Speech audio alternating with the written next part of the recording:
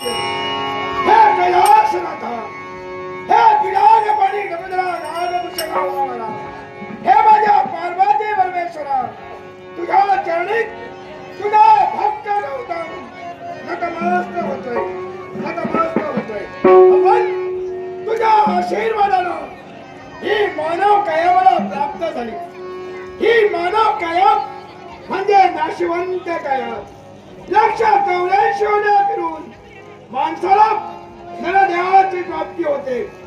त्या नरदेहाचं जर का सार्थक झालं पाहिजे, की सौख्य की मोक्षमार्ग प्रत्येक मानवाला जर का प्राप्त झालं पाहिजे असेल, प्रत्येक मानवानं जीवनात भक्ती मार्ग आचरणात आणावा आणि त्याचं कर्तव्य आम्ही करतो.